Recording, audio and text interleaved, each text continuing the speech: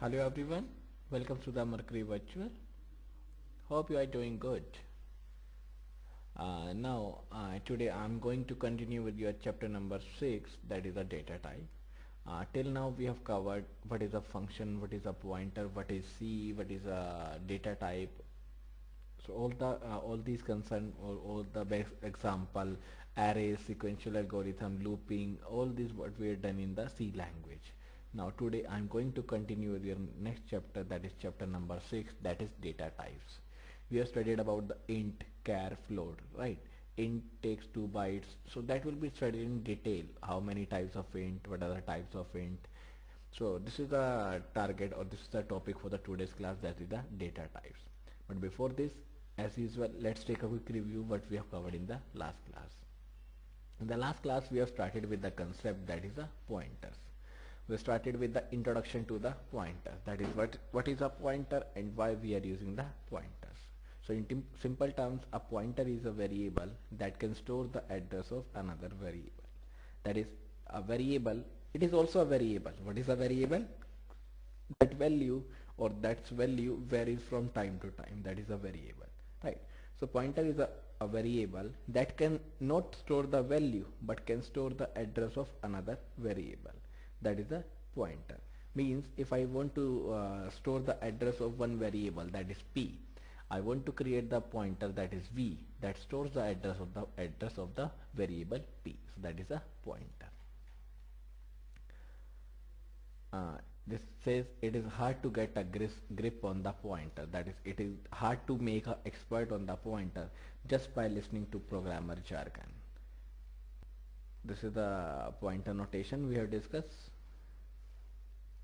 This is the notation. First of all, int I equals to 3, that is first of all initialization of the variable, that is of int type. This declaration tells the reserve space in memory to hold the integer, associate the name I, store the value 3.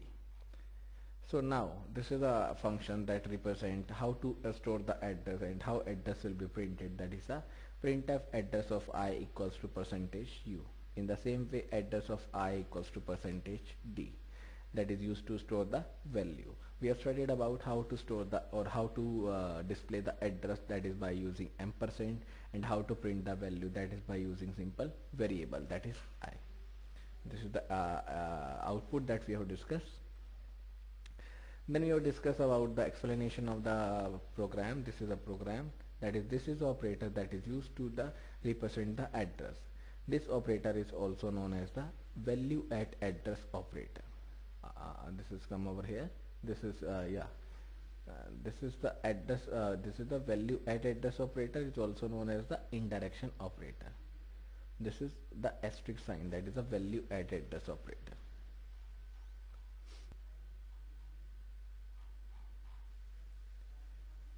This is the same way. This is used. This is known as the address of operator that we have discussed, and this star is known as value at address operator. There is a mistake. Now I'm correcting my mistake, that this is known as the address of operator and this is known as the value at address operator, this asterisk, right? Then we have also discussed about the one example, that is how to print the address. What are the methods to print the addresses? What are the methods to print the values? That is what we have discussed. So this is the example that is discussing that how address will be printed, how value will be printed, how value will be printed by using the address of operator and the value at address operator. One more thing that we have discussed, that value at address operator and the address of operator are complementary with each other, that is they cut with each other and the value will arise. This is the output of this program. Note that this one, that is using value at address operator as well as the address of operator is same as printing the value of I. The expression this gives the address of the variable I. This address can be collected in a variable by saying this one. But remember that j is not an ordinary variable like any other integer variable. It is a variable that contains the address of another variable.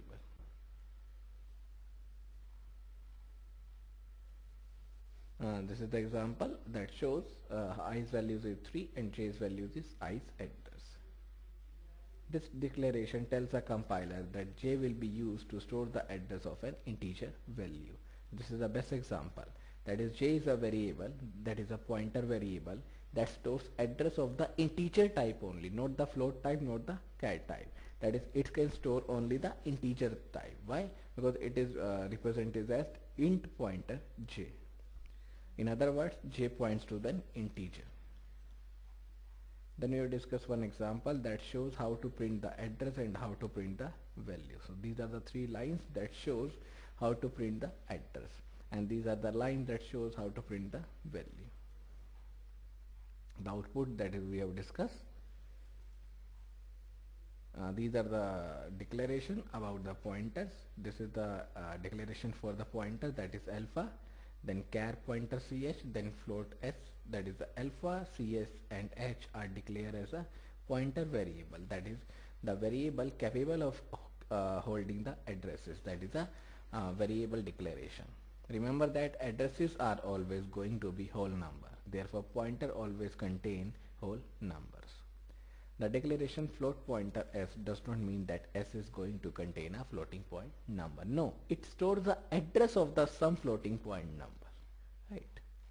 Similarly, char pointer ch means that ch is going to contain the address of a char type, not the value, not the variable, but it contains the address of the type char. This is the example that we have discussed in the last class, how to print the addresses and multiple scenarios of printing the values. Then we till now we have covered about the pointers. Then we come back to the previous topic, that is back to the function calls. What are the two methods? There are two methods that is used, that is generally, or that is mainly used. What are the two methods? One is call by value and one is call by reference. So there are two methods that is used, that is call by value and the call by reference. In call by value, the messages are passed, the values are passed, and there are two types of argument. One is formal argument, one is actual argument. So whenever we use the formal argument and the actual argument, and when we use call by value, then the if we make any change in the formal argument, that does not make impact on the actual arguments. And in call by reference, the addresses are passed. So when we pass the addresses, if there is any change in the formal argument, that must be reflected on the actual argument. Why?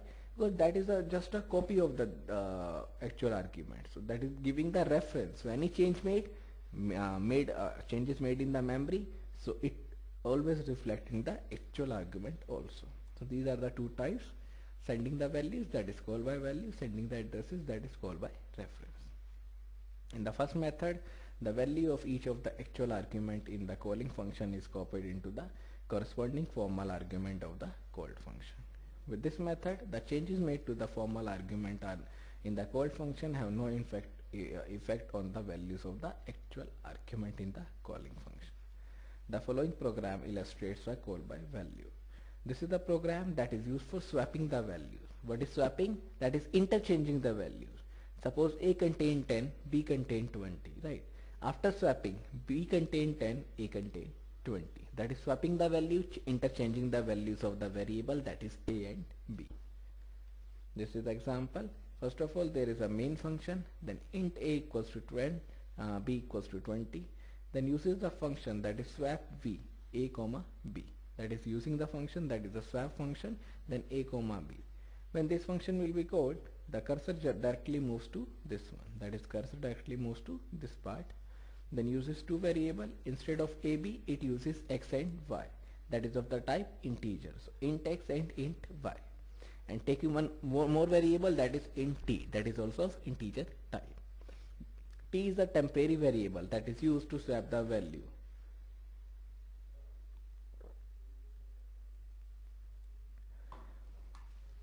T will be used to source the value of one variable. Let's example X. Now X will be vacant because X value will be stored in the X value have stored already in the T. Now X will be vacant, so store the value of Y into the X. Okay. Now put the value of T. Now Y will be vacant. Why Y has vacant? Because Y's value has put in the X. Now put the value of t into y. So it automatically swaps the value. But if there is any change in values, that does not reflect over here, because this is called by value method. So any change that is made, that does not impact on the actual arguments. So the output is 2010, that is after swapping. This is before swapping. This is, note that the value of a and b remain unchanged even after exchanging the values of x and y. In the second method, that is called by reference method, the addresses of actual arguments in the calling function are copied to the formal argument of the called function. That is, the addresses are copied, or the address are passed to the from the actual argument to the formal argument. This means that using these addresses, we would have an access to the actual argument, and we would be able to manipulate them. That is, we will able to manipulate the values that is operated in the formal argument. And if there is any change in the formal argument, that must be reflected in the actual arguments. This is the example. This is the way how we pass the, or how we call the function by using the addresses, that is ampersand a and ampersand b. And when we use this one, the cursor direct moves to the next part. This is the next part that is used. That is the swap r int pointer x int pointer y. Next variable is used, same int t. Then t is used to store the value of pointer x.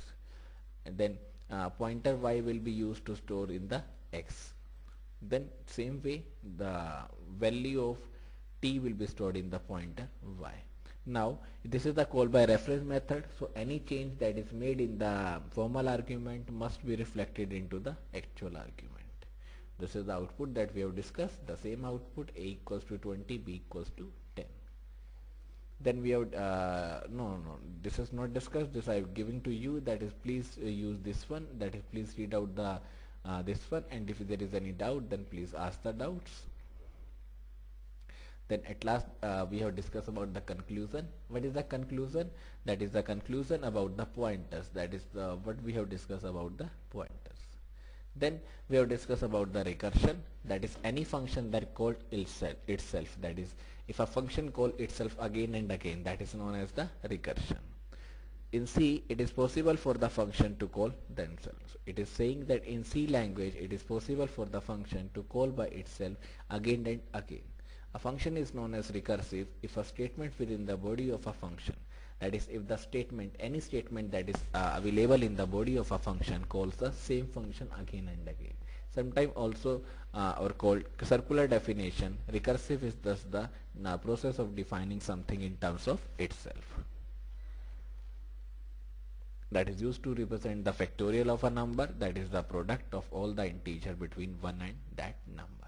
For example, 4 factorial is 4 into 3 into 2 into 1. That is 4 factorial is used. So if 4 factorial is used, that is will be represented by 4 into 3 into 2 into 1. This is the example. This is the program that is showing how factorial will be used. So we have discussed how factorial function will be used. That is a function call itself again and again. That is a recursive function. We also discussed about this example.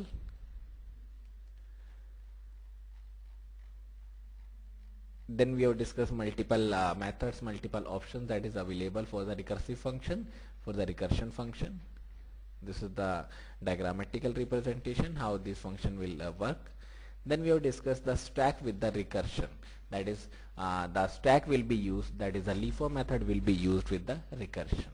That is, a compiler uses one data structure that is known as stack for implementing normal as well as a recursive function call. That is, the stack will be used for implement the normal as well as the recursive function calls. A stack is a LIFO data structure, that is a last in first out. That is, the last item that is stored is the first item to be removed. That is a stack. This is the example that we have discussed. Then we have discussed how to add the function to the library. That is, suppose I create one function that is a factorial function. Let's say example, I want to add that function to a library so that that function is common and that function is used by everyone, by anyone that makes the library function. So this is the topic that we have discussed, how to add the function to the library. This is the example, that is how to add the function. These are the various steps that we have discussed. This is the method by issuing the command how to add the function. In the same way, if we want to delete the function, we can delete the function. Then we have discussed about the summary of the chapter. That is what we have discussed in this chapter. Then we have discussed about the exercises, and I told you that check the exercises, and if there is any doubt, then please ask from me. Only one question arises from Larry, and Larry, I will answer you after the class, that is before 15 minutes of the winding up, that is around 5:45 according to the IST, right? So only one question arises, it means only one person is studying, no other person is studying, right? Anyways,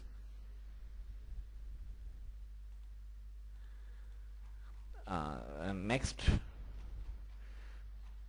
so we have discussed about these exercises, that is how this exercise will be solved. So now let's start with the next chapter, that is the today's topic, that is chapter number 6, data types revisited. That is how data type will be used, what are the types of data, what are the types of data type that is used in the C language, that is used in the C programming.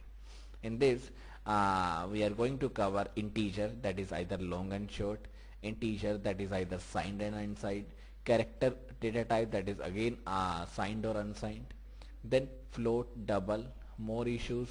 Then this is the important, that is what are the storage classes that is available in C language. Then there is a summary, then there is a exercise. So this is the topic that we have discussed in the today's class, that is the data type revisited. So now let's start with data type. So now let's start with the today's topic, that is the data type. This says, as seen in the first chapter, the primary data type could be of three varieties. That is, the main or the primary data type can be categorized into three parts. One is int, one is char, one is float. So these are the char, int and the float. Char take 1 byte, int take 2 bytes, float takes 4 bytes. Not bits, it's bytes.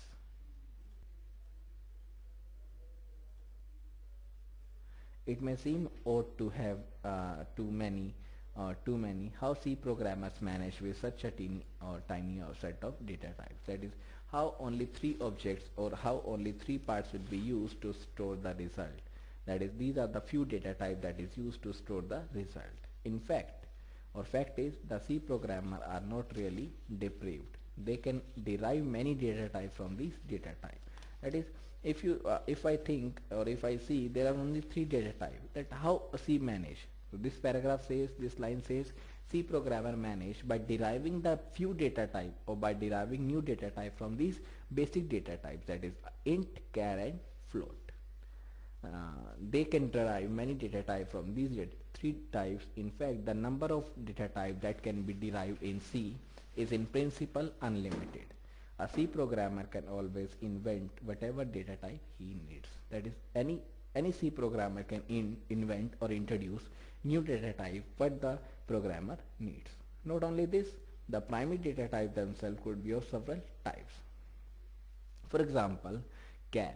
So this says the primary, that is int, char and the float are also of the similar type or also of the different types. This is the example, that is a char could be of unsigned char or a signed char. That may be used as the unsigned or the signed char. Or an int could be a short int or the long int. Sufficiently confusing. Well, let us take a closer look at these variations of primary data type in this chapter. Now let's let's start with these data types and how to use or how to make this data type available. To fully define a variable, one need to mention not only its type but also its storage class. In this chapter, we will be exploring different storage classes and their relevance in the C program. That is, how to define the variable, what are the data types that is available to define the variable. This is the topic of this, or this is the these are the topics of this chapter. So now let's start with the first data type, that is the integer, that is long and the short. We have seen earlier that the range of an integer constant depends upon the compiler. That is, it depends on the compiler to compiler what is the range of the data type. That may be 326767, that may be 32768. For a 16-bit compiler, that is, if there is a compiler that is of 16-bit like Turbo C or Turbo C++, the range is -32768 to 32767. This is minus, this is plus. So for a 16-bit compiler, that is, if I am using the 16-bit compiler like the Turbo C or the Turbo C++, the range lying from this to this one, that is -32768 to 32767. For a 32-bit compiler, the range would be, that is, if there is a 32-bit compiler, the range is this to this one, that is minus this one to plus this one. Here is a 16-bit compiler, means that when it compiles a C program, it generates machine language code that is targeted towards working on a 16-bit microprocessor like Intel 8086 or 8088. That is, whenever we use 16-bit compiler, it compiles a C program and it generates the C program machine language code that is targeted towards working on a 16-bit microprocessor like Intel 8086. As against it, a 32-bit compiler like VC++ generates machine language code that is targeted towards 32-bit microprocessor like Intel 20.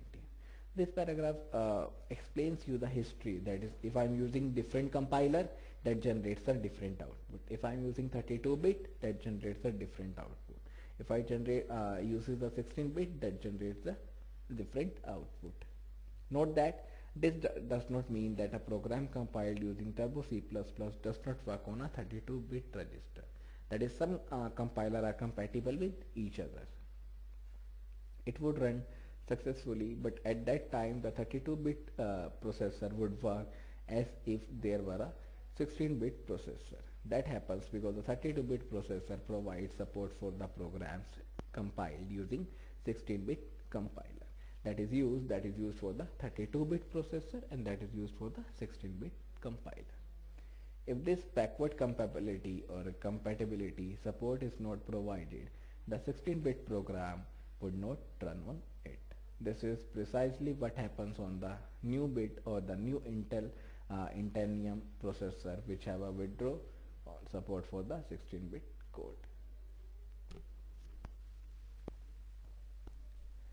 Remember that out of the 2 or 4 bytes that is used to store an integer, the highest bit, that is the 16 and the 32 bit, is used to store the sign of the integer. What is the sign? That may be positive, that may be negative. The bit 1 is used to represent the negative and the 0 is represented to positive. So in the data type, if I am giving the range of the integer, so 1 is used to represent the negative and 0 is used to represent the positive. C offers a variation of integer data type that provides what are short and what are long integer values. That is, C offers integer data type, or C divides the integer data type into 2 parts. What are the 2 parts? One is short and one is long.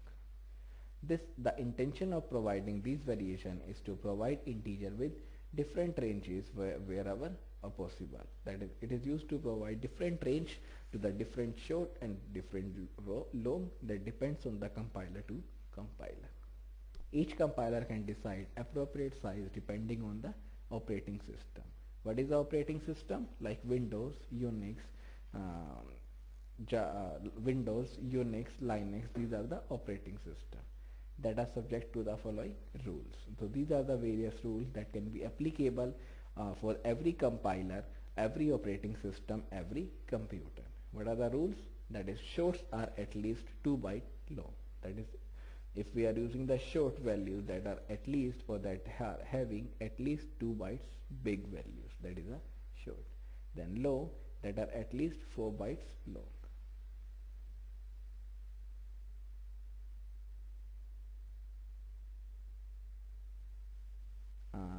Then next, shorts are never bigger than the int. That is, the short value are never bigger than the int values. and int are never bigger than the long value. So these are the four categories, or these are the four rules that can, or that is applied to every program, that is applied to every integer values. First rule is short, or the if we are using the short integer that are at least 2 bytes long, that is the minimum length is 2 byte, and if we are using the long that are at least 4 byte long, and shorts are never bigger than the long, that is if we are using the short that are never bigger than the int are never bigger than the long. So first of all there is a short, then there is a long, then there is there is a short, there is a int, there is a longs. Figure 6.1 shows you the sizes of different integer based upon the OS that is used. That is, if I am using the compiler 16-bit compiler, the short is 2, int takes 2, long takes 4. If there is a 32-bit compiler, the short is remains the same 4, but the int takes 4 and the long also takes 4. Long variable which holds long integer are declared using the keyword long. So if I am using the long, that must be declared with the keyword long. So this is the declaration, that is I will be declared as an integer value that is of, or that is a long. This says long integer causes the program to run a bit slower, that is because it contains a long or the many values, that is a long value, so it causes the program to run a bit slower, that is it makes the program slow. But the range of value that can use, or that can be we can use, is expanded tremendously, that is we can expand the value, we can rotate the value so many times tremendously. The value of a long typically ranges from the -214,748,3648 to this one. So it ranges from minus to plus this one. More than this you should not need unless you are taking a word census. If there are such things as longs, symmetry requires shorts as well. Integer that needs less space and thus helps the speed execution. Short integer variable are declared at this one.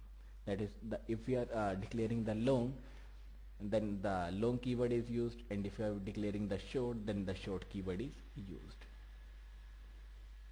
C allows the abbreviation of short int or to short, or and of long into the long.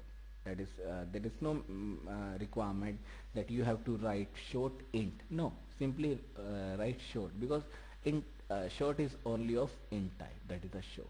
In the same way, long is only of int type, that is a long int. So this is long I, long ABC. Then short J, short height. Naturally, most C programmers prefer this shortcut. This is the shortcut. Simple use short and simple use long. Sometimes we come across situations where the constant is small enough to be an int, but still we want to give it as much as storage as a long. In such cases, we add the suffix, that is L or 1 at the end of the number, as in 23L. That is, we have to give the storage as a long, so we write as a L as a suffix. Suffix means at the end of the number. Next, integer either signed and unsigned. So this is the first topic that we have discussed, that is a integer either long and the short. Now next part is your integer that is either signed or unsigned. So first of all, long and the short, then signed and the unsigned. This says sometimes we know in advance that the value stored in a given variable or value stored in a given integer variable will always be positive or will always be negative. When it is positive, when it is being used to only count the things. For example, in such case we declare the variable to be unsigned. That is, if we know that the value is positive.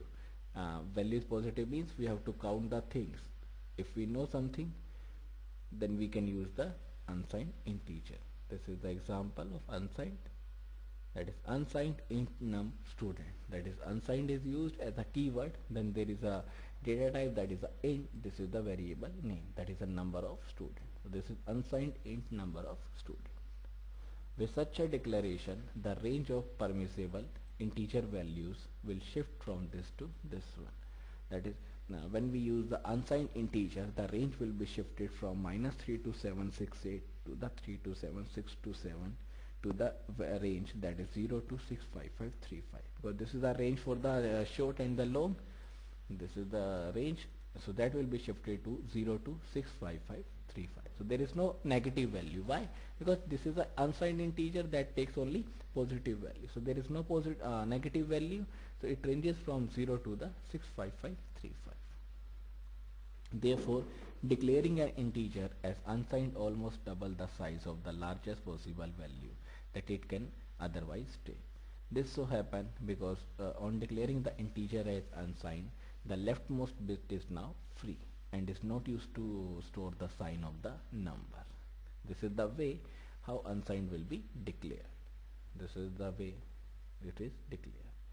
So in the same way, unsigned int, there also exists a short unsigned int and there is a long unsigned int. By default, short int and the signed short int and the long int is a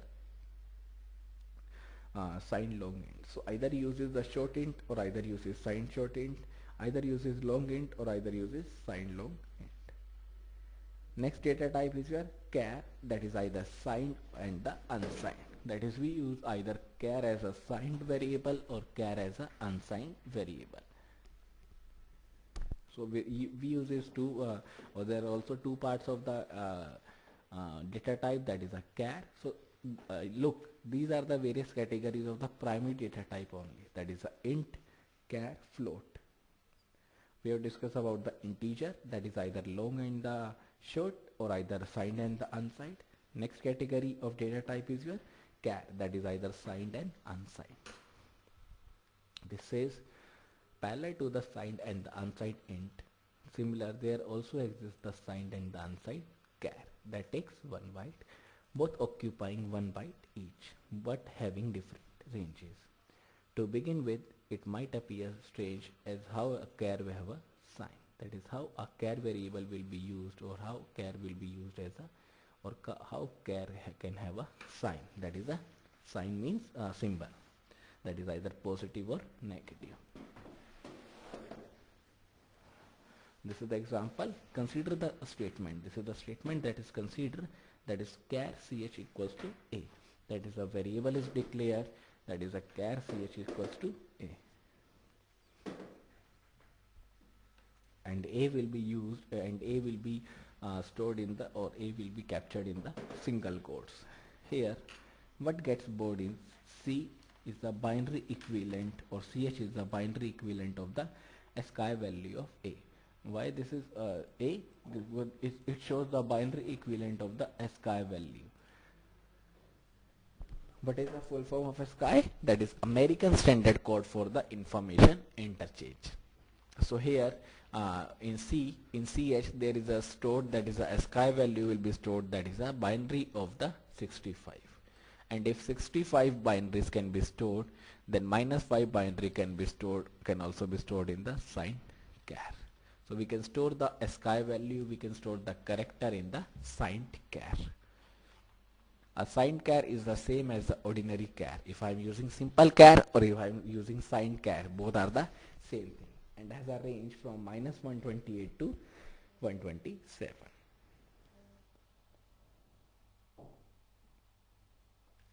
In the same way, next part is your unsigned char that have a range from the 0 to 255. So one is your unsigned char, one is your signed char. Signed char have a range from the -128 to 127. In the same way, unsigned char contains the range that is from 0 to the 255. This is the example. First of all, there is a main function, then uses ch equals to 291, that is 291 is stored in the ch. Now print the value of d, that is the value, that is integer value, then character value, that is ch, that is two values are used. What output do you expect from this example, from this program? Either 291 and the character corresponding to it?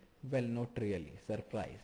The reason is that ch has been defined as a char, because ch is defined as a char, and the char cannot take a value bigger than the 127. Why? because its maximum range is minus 128 to 127. So it cannot store the values beyond the 127, but it is 291. Hence, when the value of CH exceeds 127, an appropriate value from the other side of the range is picked up and stored in the CH. That is, any value that is between the range, that is from minus 128 to 127, is coming and stored in the range. This value is, in our case, happens to be 35, and hence 35, its corresponding character asterisk or the hash gets printed out. That is, default value will be printed, that is lies in the range, that is from minus 128 to 127. Here is another program that would make the concept clear. This is the next example that will make the concept clear. First of all, there is a main function, then char ch, that is the one variable is declared, that is a ch, that is of character type. This is the for loop that is used for ch equals to 0. That is, first of all, it is starting with the 0, initialized with the 0, then ch is greater than or less than equals to 255. That is, it lies or it works from the 0 to the 255, including the 255. Then ch plus plus, that is, every time it is incremented to the 111 each. Then printf %d %c ch. The program should output ASCII value and their corresponding character. That is, program will give the output as a ASCII value and their corresponding characters. No, this is not the impact. We think that that returns the values. This is an indefinite loop. The reason is that ch is declared as sorry.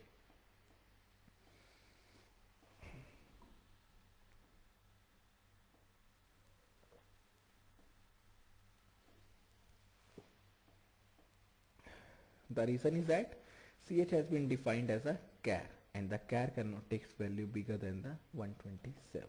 This is 255, but char takes only minus 128 to 127. Hence, when the value of ch is 127 and we perform ch plus plus, it becomes minus 128 to 128. Minus 128 is less than the 255 and the condition is still satisfied. Here onwards, ch will take the values from this to this one, this one, this one, this one. Therefore, the character will keep on going between this one, therefore ensuring that the loop will never get terminated.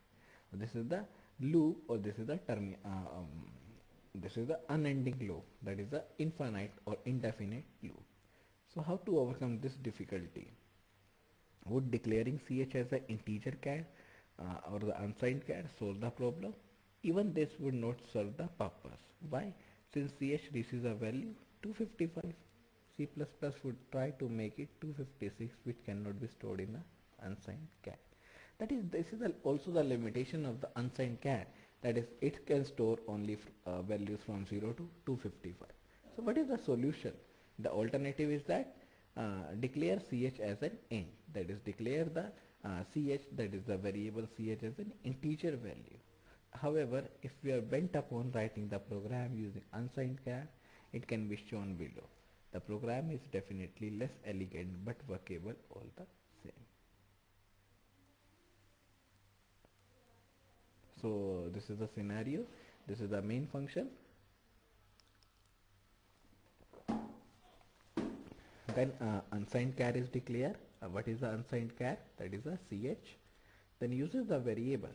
Means how to avoid this error? By using the unsigned char, or by declaring the ch or variable as the unsigned char.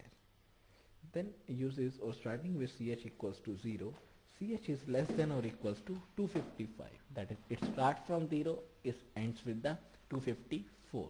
That is from 0 to the 255. Then ch plus plus plus. That is, every time it will be incremented to 1 by 1. Then print the value, that is %d and the %ch. Sorry, %d and the %c. Both will be used. One is used to store the value, one is used to store the character. Then at last prints the value, that is ch and the c. Now next move to the float and the double. Till now we have covered about the integer, about the character. Next category of data type is your float and the double. I'm repeating again. Int takes 2 bytes, float takes 4 bytes, char take 1 byte, right? In the same way, integer is divided into 4 categories. One is short int, one is long int, one is signed int, one is unsigned int.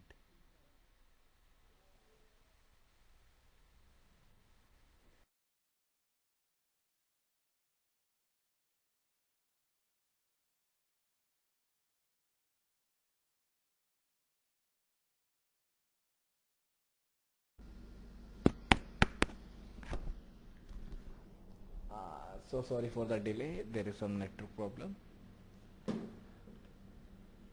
So this is the example, or we categorize the different parts. First of all, integer.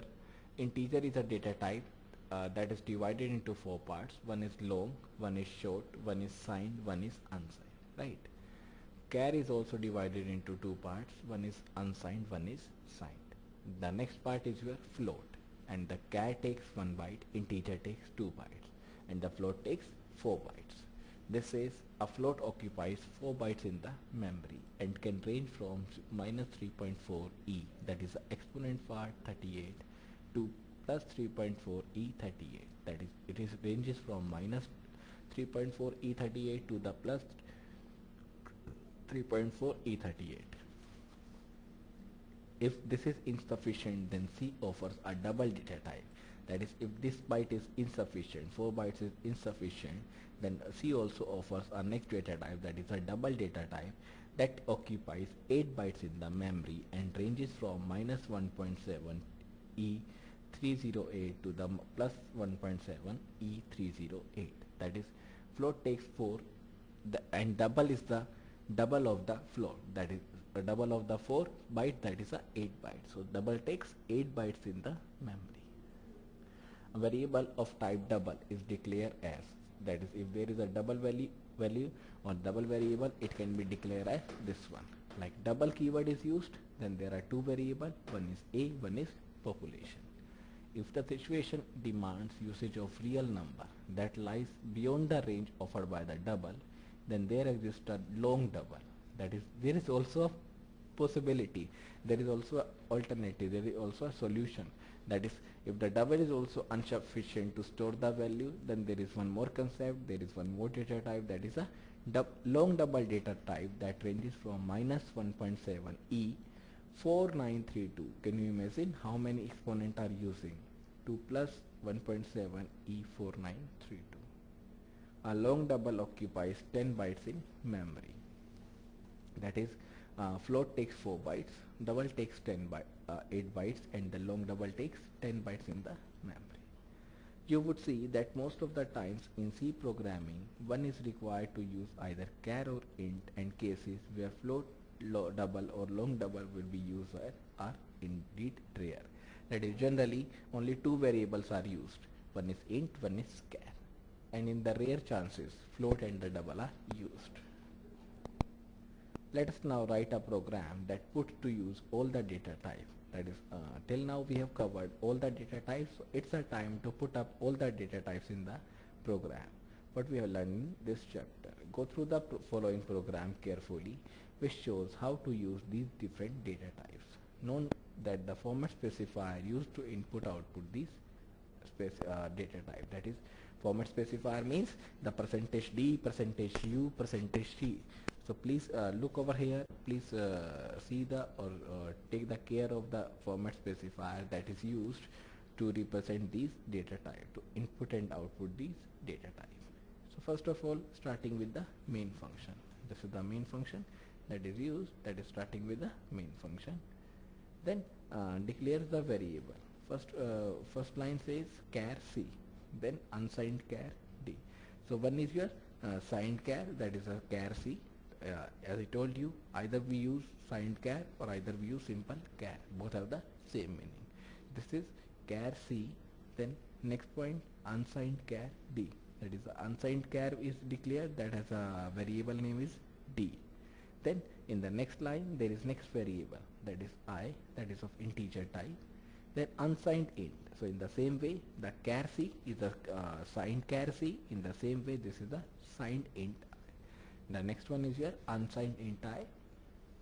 Then short int k, that is a short is used, that is a different range, that is a short int k. So k is a variable name that is of the type short int. Then unsigned short int, then long int m, unsigned long int m, float x, double y. So two variables are used. One is float x, that is x is a variable that is of float type, y is a variable that is of double type, and z is a variable that is of long double type. Float takes 4, double takes 8, and the long double takes 10 bytes. Int takes 2 bytes, char take 1 byte. So this is the exam, or this is the usage for printing, or this is the lines. These are the lines that is used for printing the char variables. That is, if I have to use the char variable, then use the %c, %c, and these are the used to store in the memory. These are the used to store display on the monitor on the computer.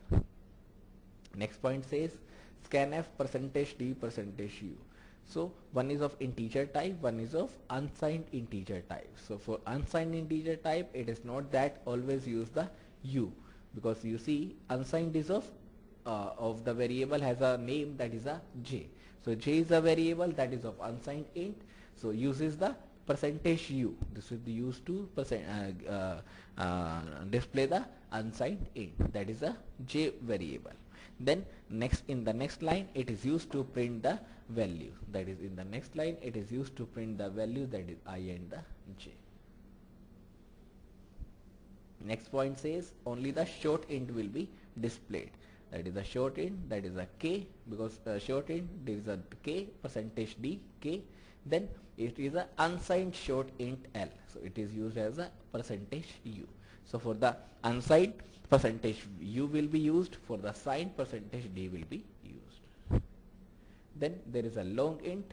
In the same way, if there is a long int, that is a long double, this is a long int that will be used, that is ld will be used for the m, this is the long int, and the unsigned long int, for the unsigned long int there is a lu will be used. So because d is the same and the u is the same, only l will be used. So for the unsigned there is a lu, for the signed there is a ld. Then float, double, and the long double. For the float, f will be used, for the double lf will be used, and for the long double the same lf will be used, but that is in the capital letters. L will be in the capital letter, f will be the small. So if there is a double, then the small lf, and if there is a long double, then the L will be capital, that is a capital L and the f. These are the various specifiers for the different data type. For int, %d, for the unsigned int, %u, for the unsigned char, %u, for the signed char, %c, for the float, f, double, lf, long double, capital L and f. The essence of the data type that we learned so far has been captured in the figure. This is the main figure, this is the main table that you have to mug up, because this should be mug up, not looking or not logically think about this, but it should be mugged up. So this is the data type, that is a signed char that takes, or that has a range that is -128 to +127, that takes 1 byte, and the format specifier is %c. Then there is an unsigned char that has a range 0 to 255, that has a specifier, that has a format specifier %c. Then short signed int that has a range this to this one, bytes to %d. Unsigned int %u 2 bytes. Signed int %d 2 bytes. Unsigned int %u 2 bytes. This is the range. Long signed int 4 %ld. Long unsigned int %lu 4 bytes. Float 4 f double 8 lf. Long double 10 capital N capital small f. The sizes and the range of int, short and long are compiler dependent. That is, it depends on the compiler what the size and what the name of int will be used. Either we use signed int, either we use unsigned int, either we use long signed int. A few more issues. These are the few issues that is also available about the data type. Having seen all the variations of the primary types, let us take a more related issues. So let us take a issues that is available for these data types. What are the issues that is available? The first point says, we saw earlier that size of an integer is compiler dependent. That is, the size of any integer value is depend on the compiler. This is even true in case of the char and the float. So this is also depends on the float and the char, that on the basis of the compiler we have to use either signed char, either unsigned char, either float char or unsigned float or the signed float. Also, depending upon the microprocessor for which the compiler targets its scores, the accuracy of the floating point calculation may change. For example, this one would be reported more accurately by VC++ compiler as compared to this one. So this says it depends on the compiler to compiler which data type, which either we use the signed data type, either we use the unsigned data types. It depends on the compiler to compiler, it depends on the bit to bit. That is, either uses 16-bit, either uses 32-bit. If you look at a range of chars and int, there seems to be one extra number on the negative side. This is because a negative number is always stored as a 2's complement. That is, if you see the minus sign, that is, you see the char and the int, that is of the integer negative side. So you see the one more extra bit, that one more extra bit for the 2's compiler. This is the example of the 2's compiler. Next, what happens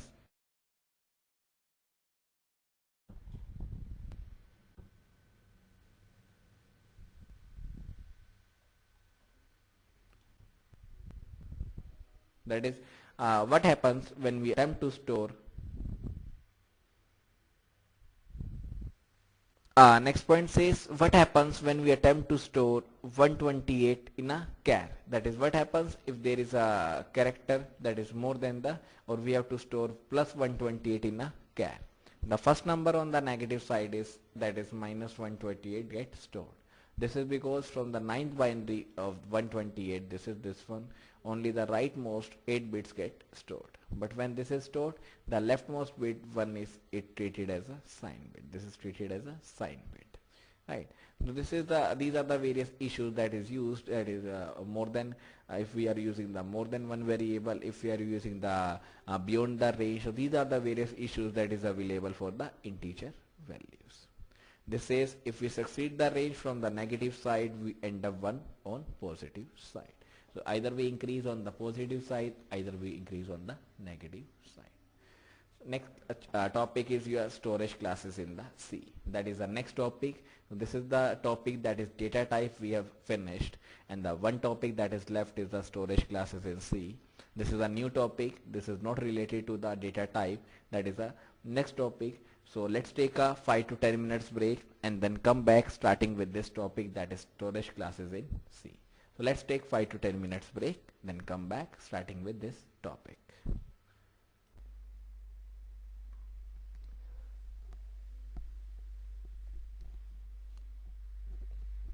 Come back from the break. So let's continue with the topic, with the next topic, that is the storage classes in the C. So come back from break, start with the next topic, that is the storage classes in C. Till now we have discussed about the data types. What are the data types, what are the types, what is the range, what is the capacity, or what is the memory capacity it can store. Next is your storage classes in C.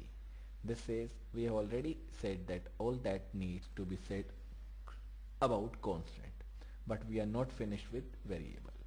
To fully define a variable, one need to mention not only its type but also its storage class. That is, data type is mandatory, it's important, but the storage class is also important.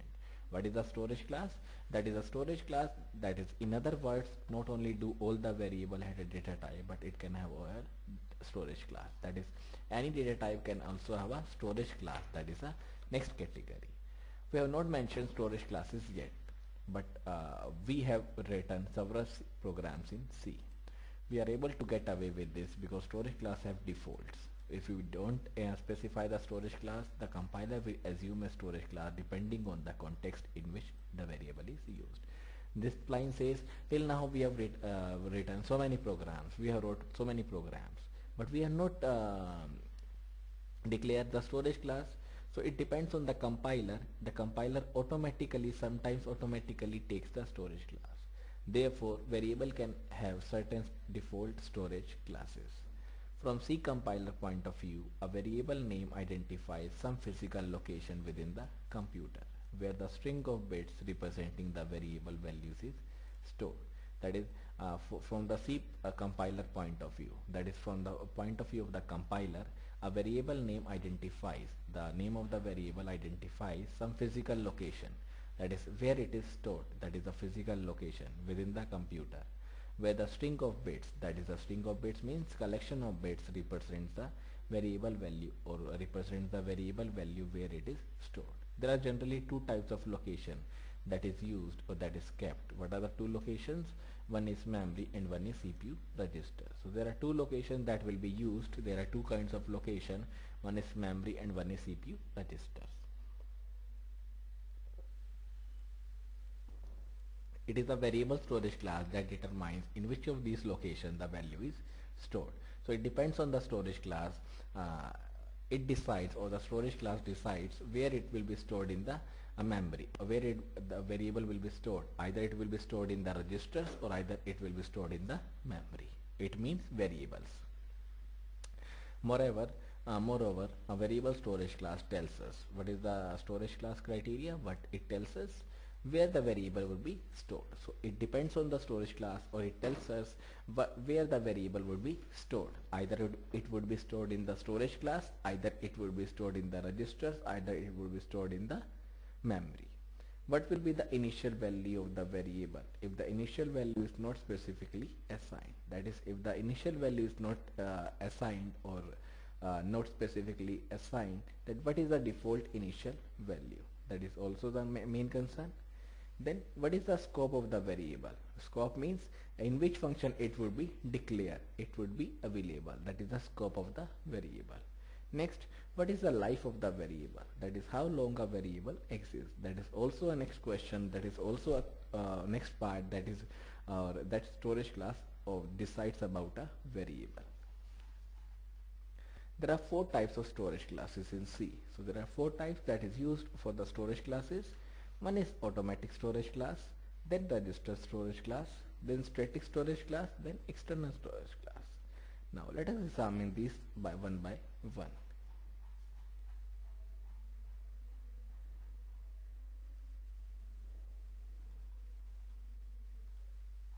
So first of all, there is an automatic storage class that is automatically available. Simply we have to give the variable name, we have to declare the variable with the data type. This automatic storage class will automatically capture and store in the memory.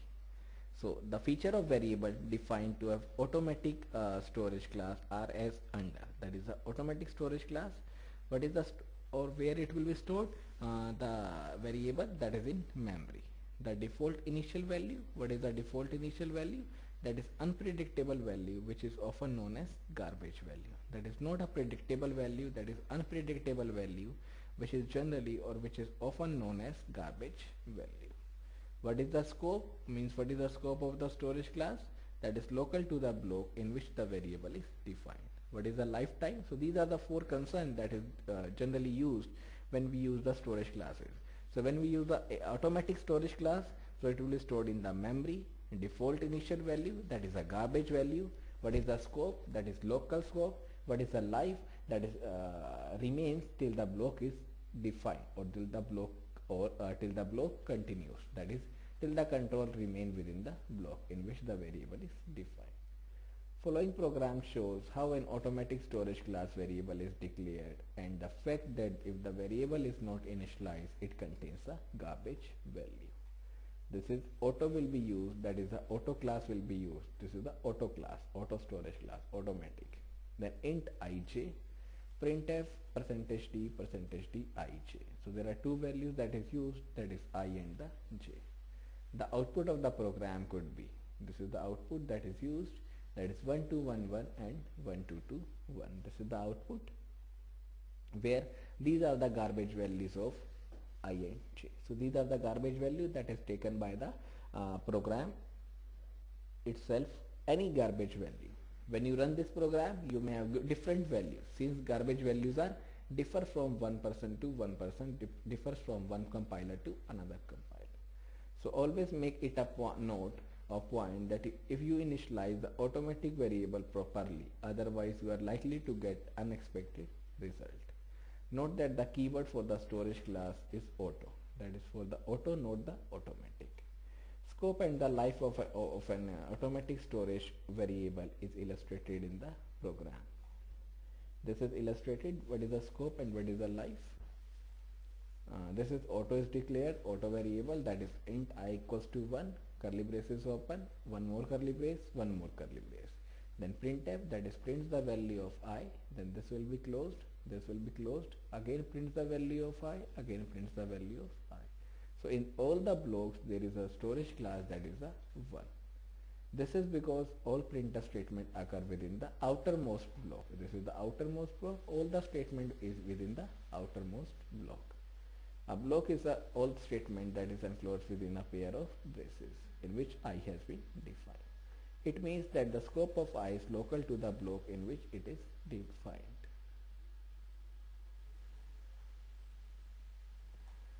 This is the next example.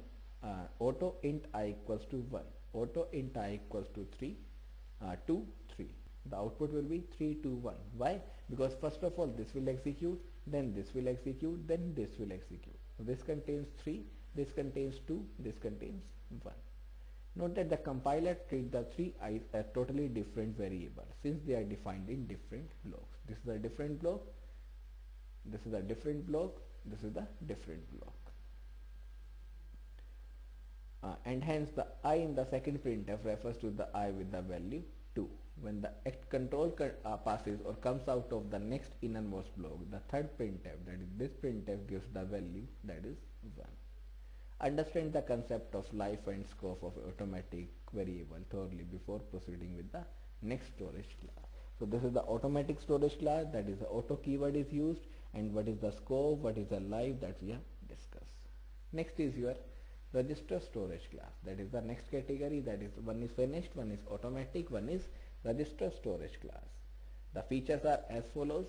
Where it will be stored, the storage is CPU registers. Default initial value is garbage value. The scope is local to the block in which the variable is defined, that is local to the block in which it is defined. What is the life? Till the control remains within the block in which variable is defined, that is the control, or till the control remains within the block, that is a lifetime. A value stored in a CPU register can always be accessed faster than the one that is stored in the memory. This is most important line. That is, any value that is fetched, any variable value that is fetched from the registers are more faster than the values that is fetched from the memory. Therefore, if a variable is used at many places in a program, it is better to declare its storage class as a register. That is, if the same value or the same variable is declared more than one, or say 3 or 4 times in a program, so it is better to use the register class instead of the auto class, auto storage class. A good example of frequently used variable is loop counter. We can name them storage class as register. So this is the keyword that is used to declare the storage register storage class. This is the example. This is the example. The main will be used, then there is a register int I, that is the register keyword is used, then there is a int, that is an integer type, then there is a I, that is a variable name. Then uses the loop, that is for I equals to 1, I is less than equals to 10, that is it ranges from 1 and it ends with 1, that is it starts with 1, ends with the 10. Then I++, that is every time it will be incremented 1 by 1. So first of all it is 1, then 2, then 3, 4, 5 till 10. We cannot say for sure that the variable of I would be stored in CPU register. Why? Here we have declared the storage class of I as a register, right? We cannot say for sure that the value I will be stored in the CPU register. Why? What's the reason? Because the number of CPU registers are limited. That is, the CPU register that is available in the memory, that is available in the computer, are limited, and they may be busy doing some task. So what happens in such event? The variable works as if its storage class is auto.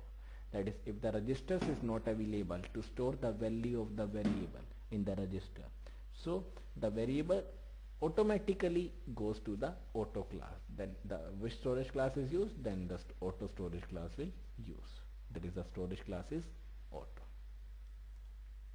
Not every type of variable can be stored in the CPU register. That is, not any type of variable can be stored in the CPU register. That is also the main limitation of the register storage class.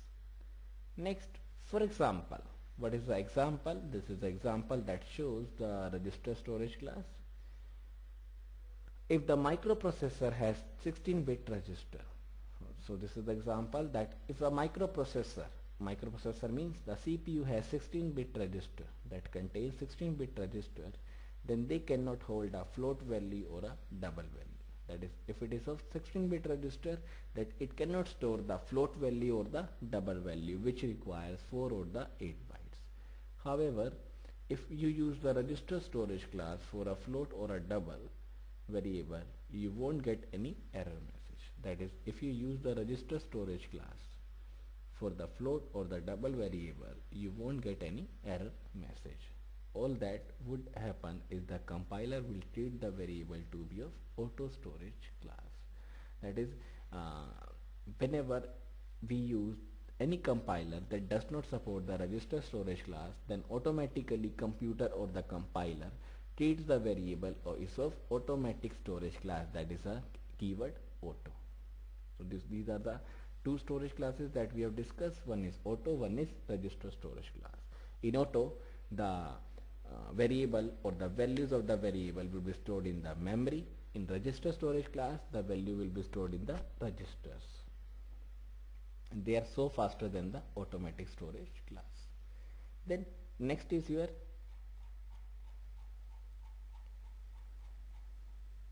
where is the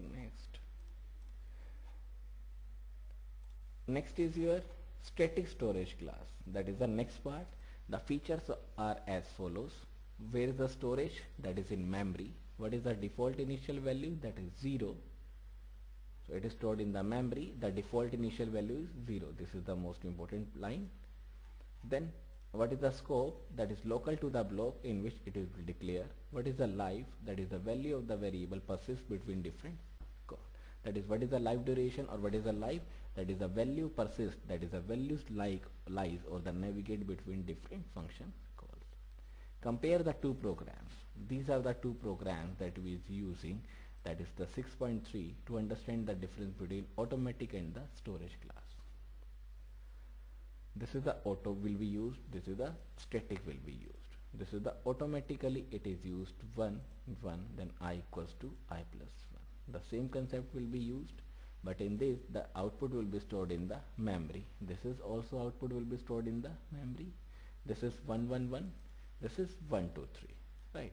The program consists two functions. One is main, one is increment. Increment get called from the main function thrice. These are the 3 times it will be used. Each time it increments the value of I and print that. The only difference is that one uses auto, another uses storage class. Like auto variable, storage are also local to the block in which declare. The difference is that storage variable do not disappear when the function is no longer active. That is, their value will persist. That is, if the control back to the same function, they have the same values they had last time around. That is, in static, the values cannot vanish off again and again every time. It will remain constant. But in auto, the value vanished every time when we compile or execute the program once. When variable I is auto, each time increment is called, it is reinitialized to 1. When the function terminates, I vanishes and the new value of 2 is lost. The result is that every time it will display the same result, that is 1. On the other hand, if I is static, it is initialized to 1 only once. It is never initialized again. During the first call, it will be incremented to 2.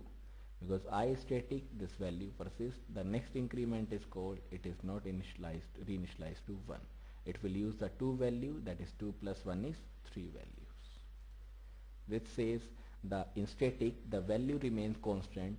If it is 1, it is 1. If it is 2, it is 2. And after incrementing, it becomes 3. But in the auto, the value vanishes every time. Every time it takes a new value, that is, for example, 1. This is the example, that is main will be used, pointer will be used. Pointer j, pointer fun. The function is also of pointer type, and this is also a function that stores the output in the j. Then printf pointer j. This is the line that shows. Then int pointer fun. This is the explanation of the pointer, that is a fun pointer. Int k equals to 35, that is it stores the value, that is 35. Then uses return address of operator k, that is returning the address of the k, that is at which location k will be stored. Here we are returning an address k from the fun and collecting in j. As I told you, j becomes a pointer. All having been said, a word of advice is that avoid using static variable unless you really need them. That is, avoid using the static data storage class unless and until you need this, because every time the value will be incremented, so it gives the higher result, it gives the new result as comparison to the previous one. Because so much obvious, if the loop finishes, so the value vanishes. If the value does not vanish, so how will increment one by one? That is not possible. But in static, the value remain constant. That is, the value remain constant in static. That is, every time it will be incremented. Once it is 1, then 2, then 3. So it is, this said, it is advisable not to use a static variable unless you need this, because their value kept in memory when the variables are not active, which means they take space in the memory that could otherwise be used by other variable. So till now we have discussed automatic, static, register storage class. Now next part is your external storage class. The features are: storage is same memory, default initial value 0, the scope is the global. Till now we have discussed local, that is the local to the block. Now here the scope is the global, that is wide, that is beyond the range, that is the global. Life as long as the program execution do not or does not comes to the end. This says external variable differs from those that we have already discussed in their scope is global, not local. External variables are declared outside all the functions. That is, external variables are declared outside all the functions yet are available to all the functions that care to use them. That is, if I am declaring this as a outside, that is int I, this I will be used in this one, this one, this one, this one. That is, the same variable will be used in every function. That is int I main, that is the main function. Then printf %d I, that is printing the value of I. Then uses 4 functions, 2 are increment, 2 are decrement. This is the explanation, or this is the definition of the increment function, that is I equals to I plus 1.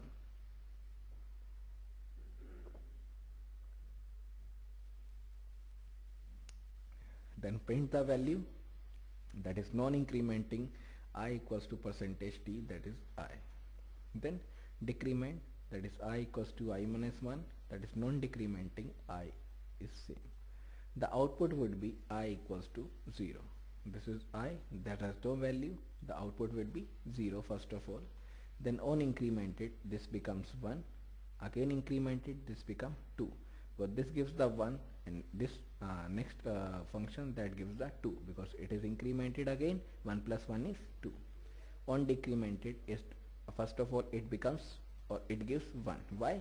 This value is a 2, and 1 we decrement, that is 2 minus 1 is 1, and again 1 minus 1 is 0.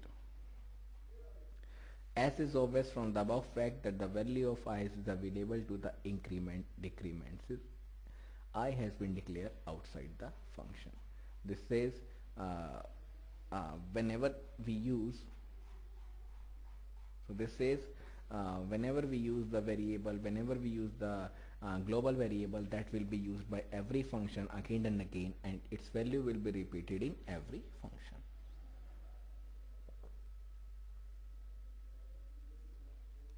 Here this is also a external variable, or the global variable. This is also a global variable. This means we can use the keyword that is extern for the external keywords. This is a example. This is also example. One last thing, a static variable can also be declared outside the function. That is, we can also declare the static variable outside the function. That can be used by every programmer, that can be used by every program. For practical purpose, it will be treated as an external variable. That is, for the practical purpose, for the practical knowledge, for the practical theory, it will be treated as an external variable. However, the scope of this variable is limited to the same file in which it is declared. This means that the variable would not be available to any function that is defined in a file. Next, which to use when. That is, when which function will be used. Dennis Ritchie has made a C programmer a number of storage class with varying features. So it is difficult to, or best position to decide which one will be used when. We can make a good ground rules for usage of these classes in different situations with a view to economize, or economize means economics wise means it depends on the cost, it depends on the benefit. That is, if the costs are higher, then it's okay. That it depends on the economy of the memory space that is consumed by the variable. Next, it is also depends to improve the speed of the execution of the program. So first of all, it depends on the cost, benefit. Again, it depends to improve the speed of the execution of the program. The rules are as under. What are the rules? Always use the static storage class only if you want the value to be persist between different function calls. That is, if my requirement is that the same value will go between different function calls, so use the static storage class. Use the register storage class for those variables that are being used very often in the program. That is most commonly used variable that is stored with the register storage class. Use extern that are being used by almost all the function in the program. Suppose my requirement is that one variable, that is I, will be used by every function in the program. So that will be used by that will be declared by using the extern storage class. If you don't have any of the express needs mentioned above, then use the auto storage class. That is, if there is no requirement, that either use the registers, either use the extern, either use the static. So use the auto storage class, so if there is no requirement. In fact, most of the time we end up with the using the auto variable, because often it so happen then once we have used the variable in a function, we don't mind losing them. So in simple terms, whenever there is no choice of storage class, then always use the auto storage class. Next, we have finished with the two topics, that is data type and the storage classes. Now this is a summary. What is a summary? Now this says we can use different variations of the primary data type, namely signed, unsigned, long, int, char, long double. There are different format specifications that are used, that is printf, scanf. The maximum value that a variable can hold depends on the number of bytes it occupies in the memory. That is, the maximum value it can store, or maximum value that a variable can hold, it depends on the number of bytes it occupies in the memory. Suppose int takes 2 bytes, float takes 4 bytes.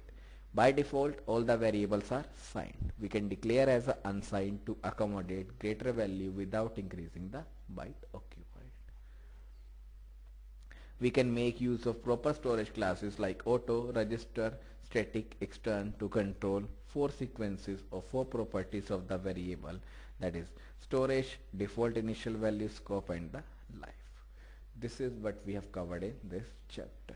This is the exercise. What is the output of this one? What is the output of next one? This is also the output based questions. This is the next question that is discussed.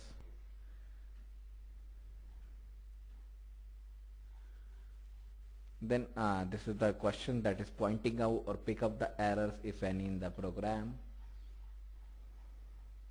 Then these are the true false questions, that this is the true false, whether the statement given is true or false.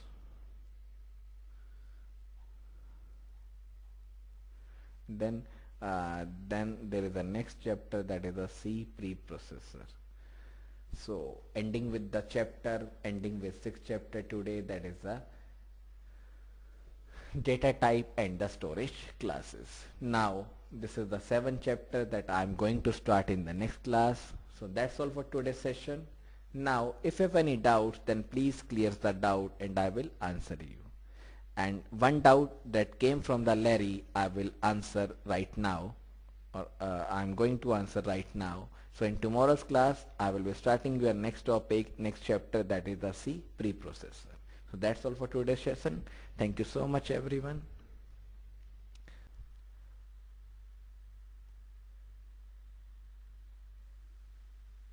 The doubt of the Larry is that this is the main function, this is the message function, then this is the next line, that is printf cry and you stop the monotony. This is the definition of the function, that is a message. Then there is a different print line, then there is the output. This is the output. Yeah, this is the correct output. The question is that, does it mean the called function message will be printed out before the calling function main? No, it does not mean. The definition or meaning is that whenever we go to the main, the first line is this one. When the first line, that is a message, will appear, that is this definition, this function calling is appear, then the cursor directly moves to the this part. Not executing next line, not executing this line. No, it directly moves the cursor to the definition of the function and prints this line. Then return back to this line, that is printing stop and stop the message, that is the smile and the would you smile. Then print this line, that is cry. So first of all, smile line will be printed, then the cry line will be printed. So this is the way that is we come across from the step by step.